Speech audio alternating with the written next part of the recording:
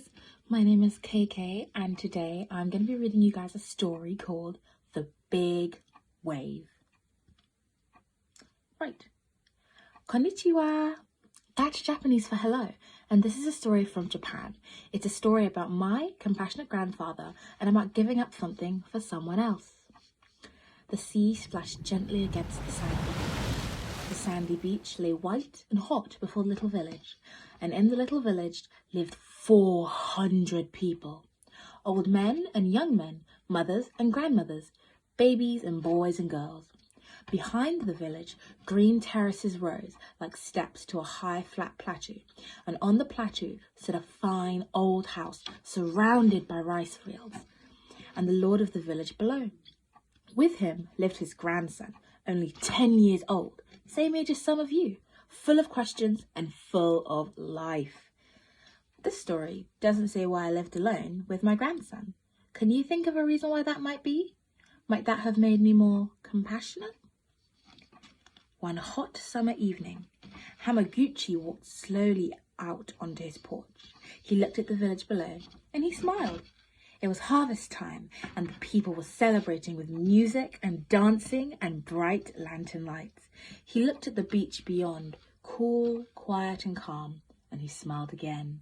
But when Hamaguchi looked out across the sea, his smile turned suddenly to a worried frown.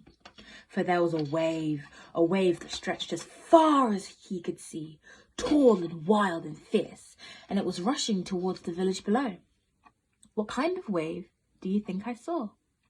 Hamaguchi had never seen this kind of wave, but he had heard tales about such waves from his father and his father's father, so he called his grandson and asked him to bring a flaming torch.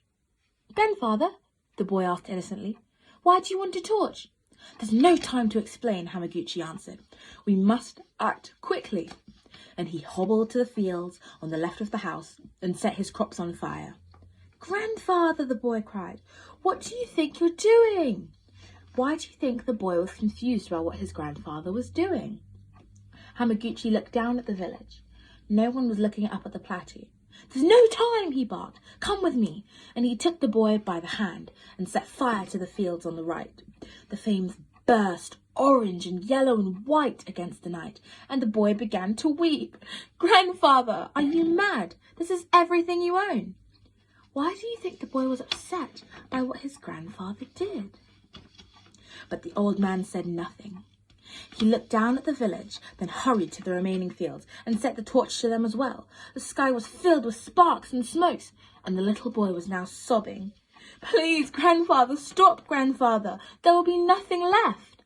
Just then, a bell sounded, ringing from the temple in the village below. What would you have done if you were the little boy?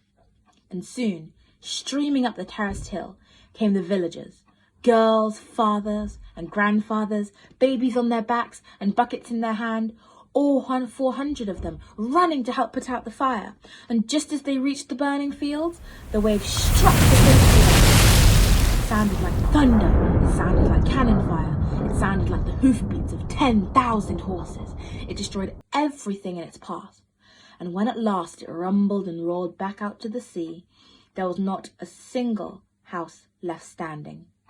The people looked in horror at the ruins of the village, but when at last they turned to face the fields, they were gone as well, burned to the ground. How do you think all the villagers felt when they saw their village destroyed? Hamaguchi's grandson grabbed him around the waist and, sobbing still, asked the question everyone else wanted to hear. "Why, grandfather? Why did you burn your precious fields down?" "Don't you see?" the old man said to the crowd. "I had to find some way to warn you to lead you out of harm's way.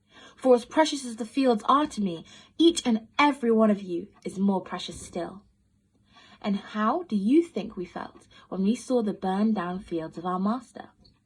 And with that, Hamaguchi invited them all to stay in his house until the village was rebuilt. The old man lived many more years, but when at last he died, the people built a little shrine in their village in memory of the Lord who sacrificed all he had to save them from the terrible wave. I hope you enjoyed this story. Bye.